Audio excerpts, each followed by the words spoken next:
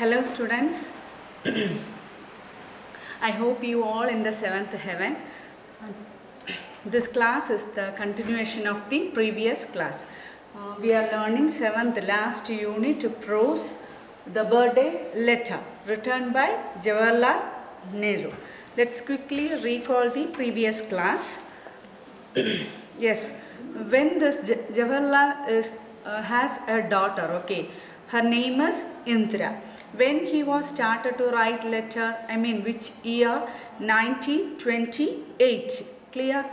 Then, when he was very touched up with this letter, then through letter they talks various topics. Okay, for example, language, trade, history, geography, science, epics. Epics meaning this Ramayana book, holy, related to holy books, Bible, Quran, all these things. Then evolution, evolution meaning changes of this world, society. So like many topics they talk, okay, they discuss through this letter, fine. Then when she turns 13-year-old in the year of 1930, okay, his topic somewhat got depth, okay, some elaborative way he started to discuss with his daughter. Then this Nehru, he was in the prison this time, but still when he was a prisoner, though he didn't stop writing letter to his daughter, okay. Frequently he writes letter because his presence he shows through letter, okay. He didn't get away that loneliness or some other devoid, clear. Then so all these collection of letters, over a period published as a book. What's the name of the book? Glimpse of World History. Glimpse of World History is the title of the book. It contains 196 letters altogether. It is published in the year 1942. Clear? This book published in the year 1942. Name of the book is Glimpses of the World History. Glimpses of the World History. Then this book contains 196 letters. Okay. So that much letters written to his daughter Indira. Clear? Then next, let's all of you flip the page number at 178. Central Prison, Naini. Okay, the place is Central Prison. He was in the jail. Okay. Then Naini. This place is it is Allahabad. Okay, in this famous city, this place situated. Then, my dear Indira. See the way of writing. Okay, my dear Indira. On your birthday, you have been in the habit of receiving presents and good wishes. Usually, in her birthday, on her birthday, he presents some gifts. We also get a lot of gifts, surprises, then messages, wishing messages. Then, like many things happen on that particular day, right? Similarly, here also this Nehru, he usually presents, gives wishes and all. But this birthday, he was in the jail, right? So that's why he says, on your birthday, you have been in the habit of receiving presents and good wishes. Okay, so for getting gifts from her, from her father and wishes also. But good wishes you will still in full measure, totally from the bottom of my heart I wish you, okay. Then full measure, totally, okay. Then, but what presents can I give you? Can I send you from Naini prison? Yeah, now when he was writing this letter, he was a prisoner, okay. So from the jail he was writing to his daughter. So now he is saying, usually you get gifts and wishes, but now I am in the jail, then what gift can I send for you? Like that he is asking, okay. But what present? can I send you from Naini prison? Don't forget the name of the prison. Okay, Naini prison. My presence cannot be very material or solid. Yes, my presence, gift. Okay, it will not be what is material or solid like a things. I cannot give you from here because he was trapped in four walls, right? What can he buy? It is impossible. That is why he says, so what gift can I send from here? So don't expect any material gift that I cannot send you, right? So my gift cannot be material or solid, any things touchable. They can be of the mind and spirit, but my gift, it related to the mind and spirit through words, thoughts, valuable advices. So it's a good discussion like that. Okay, so my gift is giving you a good thought, right? Good discussion. Not don't expect the what is the presence of material things, like he says. Okay, they can be my gift can be only related to mind and spirit. You can understand if you what is it? Their love. Then things that even the high walls of prison cannot stop. Yes, see this related to the spirit, mind and spirit. This kind of gift or message, these are precious one. This cannot stop by this wall or anything. But if I send you some material things, definitely they don't take it to his daughter.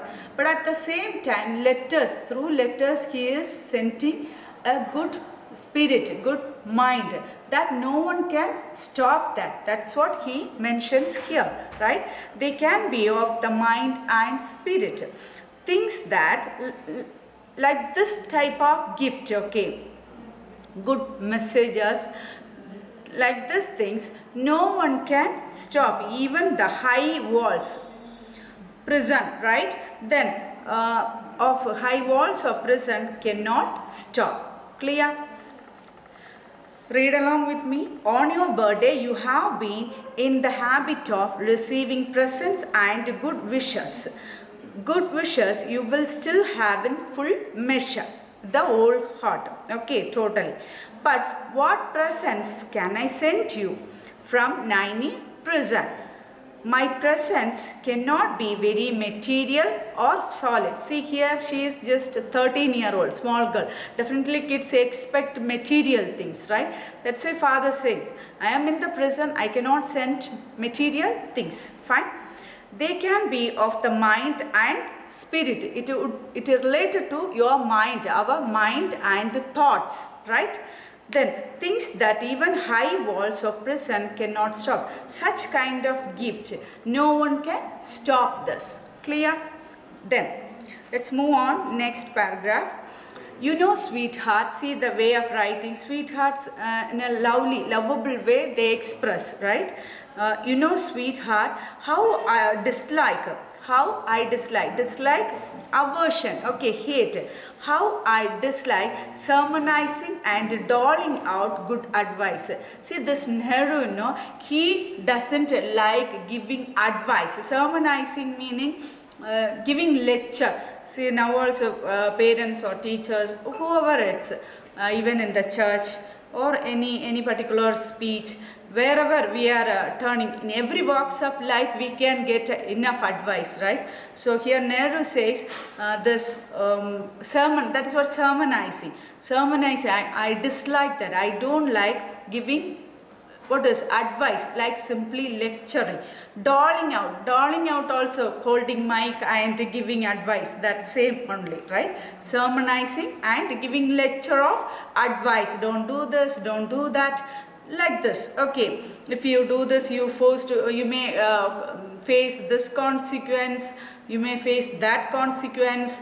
So like many advices people give us, and control us, right? So here Nehru is entirely different. He says to his daughter, 13-year-old, I dislike giving advice, sermonizing and doling out, right? Good advice. I have always thought that the best way to find out what is right and what is not right, what should be done and what should not be done, is not by giving a sermon but by talking and discussing. See, it is a lengthy sentence. He says, I have always thought. His opinion, his perception is simply giving lecture is not good. Okay, what to do, what should do, what should not be done, all these things. Okay, I have always thought that the best way, how he teaches the best things, not simply giving lectures, beyond that. Okay, way to find out what is right, what is not right. Children should know that. Okay, what is right, what we can do, what are the things we are not supposed to do. These are the things we must know that, right? Then what should be done and what should not be done. This then is not by giving a sermon. Yeah, usually he teaches all these things not by giving lecture, sermon, advising. Okay, but by talking and discussing. See how he gives, or how the kids let know all these good and bad. These are the things you have to do, these are the things you are not supposed to do, by talking each other and discussing. See, sermonizing and all, only one way communication. Whatever I have experienced, just going on pouring out in front of you, right? But this talking and discussing is entirely different. Two-way communication. We, in a particular topic, we both discuss. I too have some points. Kids also has some points. So when we talk each other, definitely we get out some truth, some valuable things. Through that people can learn instead of sermonizing. Do you get it? So here he says talking and discussing and out of discussion. So this while discussing any one particular topic, for example gossiping is bad like that, and our parents say you also have your own opinion. So while discussing, definitely some points come out from our bottom of heart, right? So discussing, sometimes a little bit of truth comes out. See, this is what he is saying. While discussing or talking each other, some truth may come out which justify us, right? Instead of one person is sermonizing all these things. When we discuss things, definitely it justify both of us, right? That's what Nehru is saying here. A little bit of truths come out which justify us, we accept that, right? Or else blindly we are not ready to accept it. Simply getting lecture, we have a lot of points in our own mind, we resist that, right? But here it's not like this. So Nehru's way is somewhat different. He says simply, instead of sermonizing, let's discuss a particular topic related to language or history. History also, while learning, we get a lot of doubts, a lot of clarification, a lot of points, right? So while discussing, definitely which are the things we are not aware of, we come to know through elders, one who experienced that. So through that, definitely we come to a balance, right? That's what some truths come out, and we would become clear about that, and we justify that. Fine. Then I have liked my talks with you, and we have discussed many things. Yes, you usually know this Nehru loved to talk with his daughter and discuss a lot of things. Okay, they discuss lot of many topics. So discussing topics, certain particular topics with his daughter, he loves to do that. Okay, but through letters only he does. But the world is wide, and beyond our world lie other wonderful and mysterious world. See, we may think this, what we know, yeah, this is what our world, but not like that. This world is wide, right? Beyond our perception, what are the things beyond, around us, around this, definitely there is a mysterious world is waiting for us, right? We should know that. Simply seeing around us, we come to a conclusion, yeah, this is what world. Not like that. Apart from, beyond this, there is lot of things we have to know. That's what Nehru says in this. See, maximum his words are so depth. It has depth. Okay, have to understand. I have liked my talks with you, and we have discussed many things. But the world is wide, and beyond our world lie other wonderful and mysterious worlds. None of us need ever be bored or imagine that we have learned everything worth learning and become very wise. Yes, of course, Nehru is saying, yes, no one can think whatever I have learned, yes, I have learned about this world completely. That's enough. I become wise. That's enough. Never think like that. Beyond our knowledge, there are a lot of things we have to know, right? This world filled with mystery. We have to know. Usually proverb also there, isn't it? We learn a bit only, right? Like ocean of knowledge in front of us, right? So none of us need to feel bored, tedious. For what is I have learned here, then there is nothing to learn. Is that like that? No, right? So imagine that we have learned everything worth learning. Whatever I have learned, everything okay, good, right? That's enough. That's what this world. Like that we should not ever think. There are lot of things beyond our knowledge, right? So keenly have to learn and become very wise, like that he says. But what am I to do then? Yes, what can I do then? A letter can hardly take the place of a talk. Yes, here Nehru is saying, yes, what can I do then? Yes, lot of things need to discuss. Talking is two-way communication, right? Then what to do? Now I am in the prison, right? You are Missouri, right? So what to do? A letter can hardly take place, right? Great talk. At best it is the one side affair. Yes, letter writing, it's one way communication, right? What we think we are writing. But when the other person reading, we don't know his mindset. As per that, the depth changes, can change, right? So he says a letter can hardly take the place of a talk. It is not like two people sit together and talking, right? Letter is entirely different.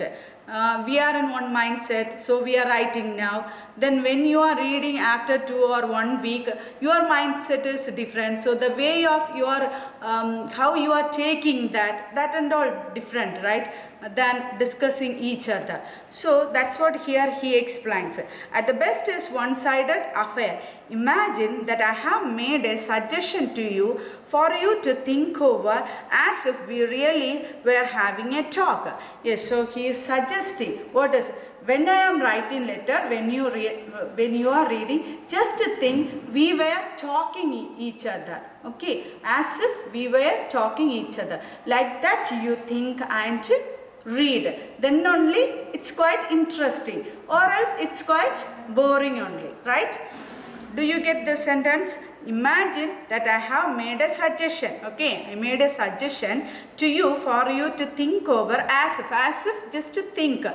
I am talking with you directly. We are discussing a topic. Like we are really having a talk. Sit together and having a talk. Like that you think and read the letter. Then only you can understand the depth of this letter.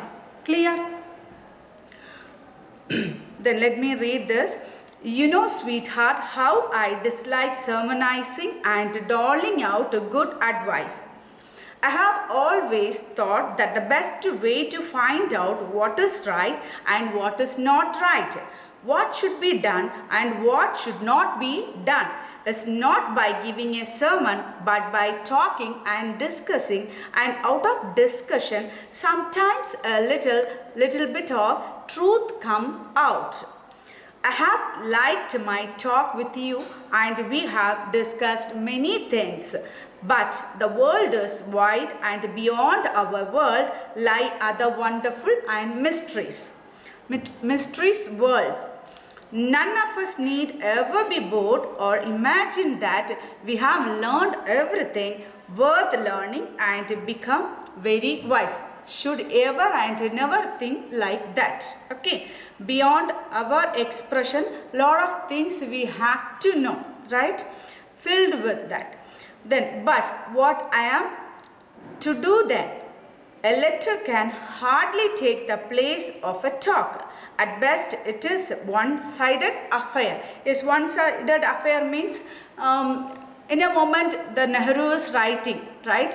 Then she is playing that time somewhere. She is in somewhere. Not like two of them sitting together and talking, right? It's entirely different. That's why he says one-sided affair. Imagine that I have made a suggestion to you for you to think over as we really were having a talk. Just while reading this letter, think your father is talking with you. Like that, you imagine and read this letter, right?